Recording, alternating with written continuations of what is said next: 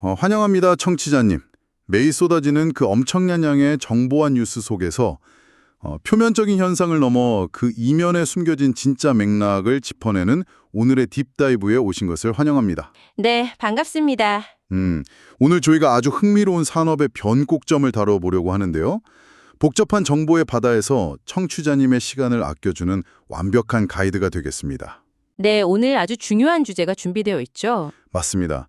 최근 경제 뉴스나 산업 동향을 유심히 살펴보신 분들이라면 글로벌 전기차 시장이 이른바 캐즘, 그러니까 일시적인 수요 둔화의 늪에 빠졌다는 분석을 자주 접하셨을 겁니다. 사실 경제지 헤드라인만 보면 당장이라도 전기차 산업이 무너질 것 같은 분위기거든요. 그렇죠. 단순히 기술화대한 대중의 피로도인지 아니면 거시경제의 침체 때문인지 여러 가지 추측이 난무하고 있습니다. 네, 하지만 오늘 저희가 파헤쳐볼 자료를 보면요. 이 상황을 단순히 전기차가 안 파인다는 말로 요약하는 것은 완전히 빗나간 분석이라는 것을 알 수 있습니다. 그래서 오늘 집중적으로 분석할 핵심 자료를 가져왔습니다. 영국의 저명한 시장조사기관이죠. 벤치마크 미네랄 인텔리전스가 발표한 2026년 3월 1일자 최신 보고서입니다. 아주 따끈따끈하고 방대한 데이터를 담고 있는 보고서입니다. 이 보고서를 바탕으로 한 오늘의 미션은 바로 2026년 글로벌 전기차 시장에 불어닥친 이 캐즘 현상의 진짜 의미를 해독하는 겁니다. 결론부터 살짝 말씀드리자면 지금 전기차 시장에서는 성장의 둔화가 일어나고 있는 게 아닙니다. 네. 글로벌 주도권이 기존의 거인들이었던 중국과 미국에서 유럽과 신흥시장으로 극적으로 이동하는 아주 거대한 지형 변화가 일어나고 있습니다. 놀라운 반전이네요. 자, 본격적으로 파헤쳐 볼까요? 좋습니다. 벤치마크 미네랄 인텔리전스의 이번 보고서는 현재 시장이 겪고 있는 진통의 진짜 원인을 데이터로 아주 명확하게 보여주고 있습니다. 숫자가 모든 걸 말해주고 있죠. 네, 먼저 글로벌 전체 지표를 보면 2026년 1월 글로벌 전기차 판매량은 120만 대로 전년 동기 대비 약 3% 감소했습니다. 매년 두 자릿수의 폭발적인 성장을 당연하게 여겼던 산업인데 그렇죠. 이례적인 역성장이 발생한 것이죠. 원인이 뭔가요? 이 지표를 끌어내린 결정적인 요인은 그동안 글로벌 판매량을 견인해왔던 양대 산맥, 즉 중국과 미국 시장의 급격한 수요 위축입니다. 그 두 거대 시장에서 동시에 브레이크가 걸렸군요. 네, 그래서 전체 시장의 파이가 줄어든 것처럼 보이는 약간의 착시 효과를 만들어낸 셈입니다. 데이터의 세부적인 내용을 보니까 그 브레이크가 얼마나 강하게 걸렸는지 체감이 되더라고요. 수치가 꽤 충격적이었죠. 네, 세계 최대 시장인 중국의 올해 1월 판매량이 60만 대에 그쳤습니다. 작년 같은 달이랑 비교하면 무려 20%나 곤두박질 친 거예요. 사실 중국은 국가 주도로 인프라를 깔고 엄청난 물량을 쏟아내던 곳이잖아요. 맞아요. 내연기관차에서 전기차로의 전환을 전 세계에서 가장 빠르게 이뤄내던 곳이었는데 불과 1년 만에 이렇게 급감했습니다. 그 배경에는 정부의 정책 변화가 자리 잡고 있습니다. 구체적으로는 세금과 보조금 제도의 개편이죠. 철저히 경제적인 이유였군요. 네, 중국 시장의 20% 하락은 순수한 소비자 선호도가 변했다기보다는 철저히 경제적 마진의 변화에서 기인합니다. 어떻게 변한 건가요? 작년 말까지 중국은 전기차 보급을 가속하기 위해서 구매세 면제 혜택을 제공했습니다. 그런데 올해부터 이 정책이 종료됐어요. 면제가 끝났군요. 네, 그래서 약 5%의 구매세가 부과되기 시작했죠. 단순하게 생각하면 5% 세금 인상 정도는 하실 수 있는데 이게 타격이 컸나 봐요. 엄청난 타격입니다. 자동차 시장, 특히 전기차와 내연기관차가 치열하게 점유율을 다투는 현 시점에서는 그 의미가 완전히 다릅니다.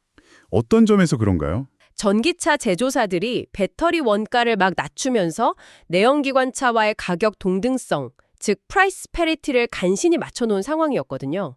간신히 가격을 비슷하게 맞춰놨는데 네, 거기에 5%의 세금이 탁 부과되니까 소비자 입장에서는 내연기관차를 선택하는 게 다시 경제적으로 유리해지는 역전 현상이 일어난 겁니다. 그 미세한 가격 경쟁력의 차이가 소비자들의 구매 결정을 완전히 뒤바꿔 놓은 거군요. 맞습니다. 게다가 보조금 지급 방식 자체가 바뀐 것도 치명적이었다고 보고서는 지적하고 있습니다. 네, 아주 중요한 포인트입니다. 기존에는 차량 모델과 상관없이 일정 금액을 지원해주는 정액제였는데 이게 차량 가격에 비례하는 방식으로 변경되었더라고요.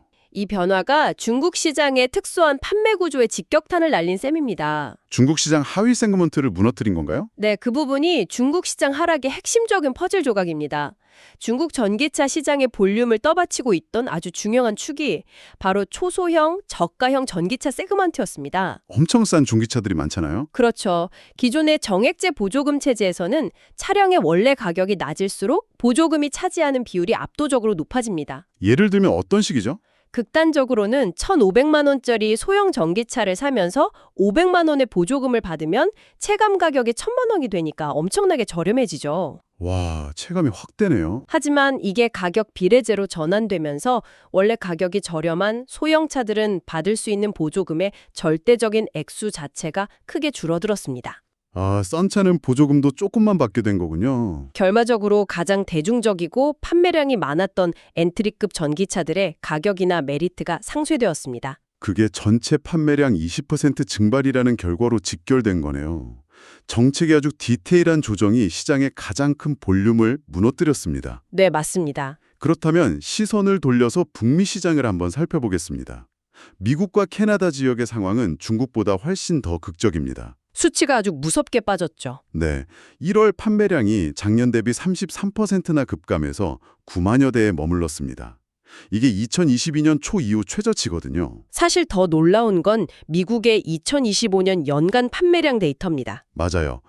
127만여 대를 기록하면서 2024년 130만여 대 대비 2% 감소했죠. 지난 10년간 단 한 번도 역성장한 적이 없던 미국 시장이 10년 만에 처음으로 뒷걸음질을 친 겁니다. 여기도 결국 정책의 시간표가 시장을 멈춰 세웠다고 봐야 할까요? 여기서 정말 흥미로운 점은 미국 시장의 위축이 단순한 현상이 아니라는 겁니다. 소비자 측면의 혜택 축소와 제조사 측면의 규제 완화가 동시에 맞물려 발생한 구조적 현상이에요. 양쪽에서 동시에 압박이 온 거군요. 소비자 측면부터 볼까요? 먼저 수요 측면에서는 작년 2025년 9월에 최대 7,500달러에 달하던 세액공제 형태의 보조금이 종료된 것이 가장 컸습니다. 7,500달러면 우리 돈으로 1,000만 원에 가까운 돈인데 그 인센티브가 사라졌으니 대기 수요가 증발해버렸겠네요. 당연하죠. 하지만 이보다 더 깊이 들여다봐야 할 것은 공급 측면의 변화입니다. 어떤 변화죠? 기업 평균 연비, 즉 캡회 기준에 미달할 때 부과하던 벌금이 폐지되었다는 사실입니다. 아, 캐페 기준요. 정부가 제조사가 판매하는 전체 차량의 평균 연비나 탄소 배출량을 규제하는 그 제도 말씀이시죠? 네, 정확합니다. 이게 사실 전기차 공급의 숨은 원동력이었다가 들었습니다. 정확한 지적입니다. 과거 자동차 제조사들은 수익성이 아주 높은 내연기관 픽업 트럭이나 대형 SUV를 팔기 위해서라도 평균 탄소 배출량을 낮춰줄 탄소 크레딧이 필수적이었습니다. 큰 차를 팔려면 어디선가 탄소를 줄여야 했으니까요. 그렇죠. 그래서 엄청난 벌금을 피하기 위해 마진을 포기하거나 심지어 손해를 보면서까지 강제적으로 전기차 물량을 시장에 밀어냈던 겁니다. 일종의 내부적인 교차 보조금 형태였네요. 네, 그런데 이 벌금 제도가 폐지되면서 제조사들 입장에서는 굳이 적자를 감수하며 전기차를 억지로 팔아야 할 이유가 사라졌습니다. 기업 입장에서는 당연히 이윤이 남는 차를 팔고 싶겠죠. 당연히 제조사들은 수익성이 높은 내연기관이나 하이브리드 차량 판매에 다시 집중하게 되었고요. 인위적으로 유지되던 전기차 공급망이 축소된 것입니다. 소비자들은 보조금이 끊겨서 지갑을 닫았고 제조사들은 벌금이 사라지니 굳이 안 팔리는 전기차를 밀어낼 요인이 사라진 거군요. 네, 양쪽의 동력이 모두 꺼진 겁니다. 여기에 미국 정부가 강력하게 추진해온 보호무역주의 정책도 한몫했다고 보고서는 분석하고 있습니다. 차량 생산과 공급망 현지화를 강제하는 정책 말씀이시죠? 네, 배터리와 핵심 광물의 공급망을 자국 또는 동맹국내로 한정짓는 정책이 단기적인 병목 현상을 일으켰습니다. 제조사들이 이 까다로운 밸류체인 기준을 맞추려고 생산 라인을 재편하는 과정에서 원가가 상승하고 생산 속도가 지연되는 이중고를 겪게 된 것이죠. 그 결과가 바로 북미 시장의 33% 급감이라는 수치로 나타난 거네요. 중국과 미국이라는 거대 시장에 데이터를 관통하는 하나의 공통점이 있습니다. 뭘까요? 전기차의 성장에 철저하게 정부의 보조금과 규제라는 인공호흡기에 의존하고 있었다는 사실입니다. 아, 인공호흡기. 네. 그 지원이 끊기거나 제도가 변경되는 순간 시장은 냉혹할 정도로 빠르게 식어버렸죠. 자, 여기서부터가 진짜 흥미로운 부분인데요. 이렇게 양대 산맥이 정책의 변화로 휘청거리는 동안 대서양 건너편 유럽에서는 전혀 다른 그림이 펼쳐지고 있습니다. 유럽 시장의 반전이 아주 인상적이죠. 네, 유럽의 올해 1월 전기차 판매량은 32만여 대로 전년 대비 무려 24%나 급증했습니다. 미국이 33% 곤두박질치는 같은 기간에 맞아요. 국가별로 쪼개어 보면 프랑스가 41% 올랐고요. 독일이 25%, 영국이 14% 상승하는 등 엄청난 성장세를 보였습니다. 이 폭발적인 반등의 이유가 궁금하실 텐데요. 네, 도대체 유럽은 어떻게 이런 성장을 만들어낸 건가요? 유럽 시장의 이례적인 상승세를 이해하는 키워드는 바로 환경 규제의 역설입니다. 환경 규제의 역설이요? 방금 미국 시장에서 CAFE 연비 기준 벌금이 폐지되면서 제조사들이 전기차 공급을 줄였다고 분석했었죠. 네, 적자 보면서 팔 이유가 없어졌으니까요. 유럽은 정확히 그 반대의 길을 걷고 있습니다. 유럽연합은 여전히 전 세계에서 가장 강력하고 촘촘한 탄소 배출 감축 규제를 유지하고 있거든요. 아, 규제가 여전히 살아있군요. 비록 2025년에 자동차 산업계의 현실적인 어려움을 고려해서 일부 규제 기준을 소폭 완화해주기는 했습니다. 하지만 본질적인 프레임워크 자체는 건재합니다. 벌금이 어느 정도길래 제조사들이 이렇게 움직이는 건가요? 제조사들이 EU가 설정한 탄소 배출 평균치의 목표를 달성하지 못하면 차량 판매 대수당 수십에서 수백 유로의 페널티가 곱해집니다. 대수당 곱해지면 엄청나겠는데요? 말 그대로 수조 원 단위의 천문학적인 벌금을 물어야 합니다. 그러니까 유럽의 차를 파는 브랜드들은 미국에서처럼 내연기관 차로 수익을 내고 싶어도 그럴 수가 없겠네요. 네, 당장 눈앞에 떨어진 수조 원의 벌금을 피하려면 어떻게든 할인을 해서라도 전기차 판매 비율을 끌어올려야만 하는 강제적인 상황에 놓여 있는 겁니다. 기업의 생존이 걸린 문제네요. 맞습니다. 제조사들은 자체적인 마진을 대폭 줄이면서 파격적인 프로모션을 진행할 수밖에 없습니다. 이게 유럽연합 차원에서 휘두르는 강력한 채찍이죠. 채찍이 있다면 당근도 있나요? 네, 주요 개별 국가들은 동시에 소비자들을 유인해 당근을 꺼내들었습니다. 아까 언급한 국가들이네요. 맞습니다. 프랑스, 독일, 영국 정부가 전기차 구매 보조금을 일제히 확대한 것이죠. 야, 이거 완벽한 시너지네요. 결과적으로 제조사들은 벌금을 피하려고 차값을 내리며 물량을 쏟아내고 정부는 그 차를 사는 소비자에게 추가 보조금을 얹어주니까요. 수요와 공급 양측에서 폭발적인 성장이 일어날 수밖에 없군요. 네, 미국의 상황과 완벽하게 대비되는 대목입니다. 공급을 억제하는 정책과 수요를 위축시키는 정책이 만난 미국은 역성장을 기록했고 반대로 강제적인 공급 의무화와 수요를 진작하는 보조금이 결합된 유럽은 24%라는 기록적인 성장을 달성했습니다. 결국 시장에 보이지 않는 손이 아니라 정부에 보이는 손이 전기차 시장의 운명을 쥐락펴락하고 있다는 것이 다시 한번 증명된 셈입니다. 정말 흥미롭습니다. 그렇습니다. 그런데 이번 보고서에서 우리가 단순히 주요 선진국들의 정책 차이만을 보고 넘어간다면 아주 중요한 흐름 하나를 놓치게 됩니다. 선진국 말고 다른 곳이 있나요? 네, 글로벌 전기차 지형도에서 완전히 새로운 축으로 떠오르고 있는 신흥시장. 그중에서도 동남아시아의 자동차 허브인 태국의 돌풍입니다. 아, 태국. 맞습니다. 태국의 지표는 이번 벤치마크 미네랄 인텔리전스 보고서에서 가장 눈에 띄는 데이터 중 하나였습니다. 엄청난 성장률을 보여줬죠. 1월 한 달 동안 태국의 전기차 판매량이 4만 4천 대를 돌파했어요. 작년 대비 무려 300% 이상, 3배가 넘게 폭등했습니다. 월간 역대 최고치입니다. 태국이 유럽처럼 거대한 탄소 배출 페널티를 기업들에게 물리는 것도 아닐 텐데 도대체 어떤 동력이 이런 이례적인 상승세를 만들어낸 건가요? 이걸 더 큰 그림과 연결해보자면 태국 정부가 펼치고 있는 매우 영리한 산업 육성 정책을 주목해야 합니다. 영리한 정책이요? 바로 직접 투자, 즉 FDI와 연계된 보조금 전략입니다. 태국은 전통적으로 동남아시아의 자동차 생산기지 역할을 해왔거든요. 아세안의 디트로이트라고 불리죠? 네, 특히 일본의 내연기관 브랜드들이 압도적인 점유율을 장악하고 있던 시장이었습니다. 태국 정부는 다가오는 전기차 시대에도 이 위상을 유지하고 싶어 했습니다. 단순한 소비 촉진을 넘어선 큰 그림을 그렸군요. 맞습니다. 구조적인 마스터 플랜을 짰죠. 바로 소비자에게 지급되는 전기차 구매 보조금을 해당 자동차 제조사의 태국 현지 생산 의무와 직접적으로 연동시킨 것입니다. 아, 그러니까 해외 자동차 브랜드가 태국 소비자들에게 차를 팔 때 가격 경쟁력을 확보하려면 보조금을 받아야 하는데 네. 그 보조금을 받기 위한 전제 조건이 우리 태국 땅에 직접 공장을 짓고 고용을 창출해라 이거군요. 정확합니다. 단순히 완성차를 수입해서 파는 시장으로 남지 않겠다는 강력한 의지죠. 이 정책이 글로벌 제조사들에게 잘 먹혔나요? 아주 강력하게 작동했습니다. 특히 동남아시아로 확장을 꾀하던 중국의 신흥 전기차 브랜드들이 적극적으로 움직였죠. BYD 같은 브랜드 말씀이시죠? 네, BYD나 만리장성 자동차 같은 중국 브랜드들이 태국 내에서 보조금을 받아서 기존 일본 내연기관차들과 가격 경쟁을 하려고 앞다투어 현지 공장을 건설하기 시작했습니다. 투자가 몰리니까 인프라도 같이 좋아졌겠네요. 당연하죠. 글로벌 브랜드들의 현지 투자가 집중되다 보니 자연스럽게 생산 단가가 낮아지고 현지의 충전 인프라 확충과 부품 공급망 구축이 동시에 이루어졌습니다. 그 결과로 태국 소비자들은 훨씬 더 저렴한 가격에 다양한 전기차를 선택할 수 있게 되었고요. 맞습니다. 이것이 전년 대비 300%라는 폭발적인 판매량 증가로 이어지게 된 것입니다. 자본과 정책을 무기로 자국 내 산업 생태계 자체를 통째로 업그레이드하면서 보급률까지 끌어올린 아주 치밀한 산업 전략의 승리라고 볼 수 있겠습니다. 영리한 접근이었죠. 지금까지 우리가 벤치마크 미네랄 인텔리전스의 지역별 데이터를 바탕으로 글로벌 전기차 시장을 둘러싼 복잡한 역학관계를 쭉 해독해 보았는데요. 네. 그래서 이 모든 게 우리에게 어떤 의미가 있을까요? 표면적인 캐즘이라는 단어 뒤에 숨겨진 오늘날 전기차 산업의 진짜 본질은 무엇인지 종합해 볼 필요가 있겠습니다. 보고서는 현재의 상황을 아주 간결고 정확하게 요약하고 있습니다. 제가 핵심 문장을 그대로 인용해 보겠습니다. 네, 들어보죠. 전기차 시장은 올해 들어 지난해와는 매우 달라진 환경을 맞이했다.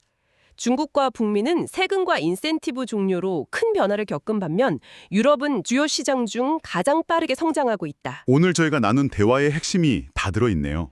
이 분석이 시사하는 핵심은 현재 전기차 시장이 혁신적인 기술력이나 순수한 시장 경제의 논리만으로 자생하는 단계가 전혀 아니라는 점입니다. 자생하는 단계가 아니다. 지금의 전기차 보급 속도와 시장의 특이는 각국 정부가 투입하는 보조금, 세금 감면, 그리고 탄소 배출 규제라는 정책적 인프라에 절대적으로 의존하고 있습니다. 확실히 오늘 데이터가 그 점을 증명하고 있습니다.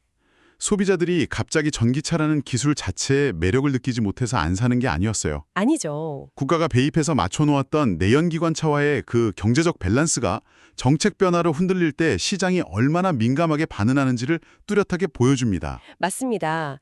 중국과 미국처럼 정부가 지원에 손길을 거두는 순간 시장은 즉각적으로 얼어붙어 역성장하고요. 반대로 유럽의 강력한 환경 규제나 태국의 전략적인 현지화 보조금처럼 정책적 압박과 인센티브가 유지되는 곳에서는 여전히 폭발적인 성장이 일어나고 있으니까요. 그렇기 때문에 우리가 앞으로 경제 뉴스를 통해 전기차 캐즘이나 특정 기술의 침체를 접할 때 새로운 시야가 필요합니다. 어떤 시야를 가져야 할까요? 그것을 단순한 기술적 실패로 오독하지 않기 위해서는 그 이면에 깔린 각국 정부의 정책적 스탠스와 보조금의 흐름을 비판적으로 분리해서 읽어내는 능력이 필수적입니다. 정말 중요한 지적이네요. 여기서 이 현상은 중요한 질문을 던집니다. 어떤 질문일까요? 지금까지의 논의를 통해 우리는 전기차 산업의 성공이 막대한 국가적 자본 투입과 정책적 보호막을 필요로 한다는 것을 확인했습니다. 네, 팩트죠. 그렇다면 이를 글로벌 관점, 특히 지정학적인 차원으로 확장해 볼 필요가 있습니다. 만약 무궁의 시대로의 전환이 정부의 천문학적인 보조금 없이는 불가능한 일이라면요. 네. 결국 전기차라는 친환경 기술의 혜택은 이런 재정적 부담을 감당할 수 있는 부유한 선진국이나 일부 전략적 신흥국들만의 전유물이 되는 것은 아닐까요? 돈 있는 나라만 친환경차를 탈 수 있다는 거네요. 맞습니다. 재정적 여력이 부족해서 보조금을 지급할 수 없고 기존의 저렴한 내연기관차에 의존해야만 하는 개발도상국들은 글로벌 에너지 전환의 흐름에서 영영 소외될 수밖에 없습니다. 게다가 탄소 배출이 가는 오명까지 뒤집어쓰게 될지도 모르겠네요. 맞아요.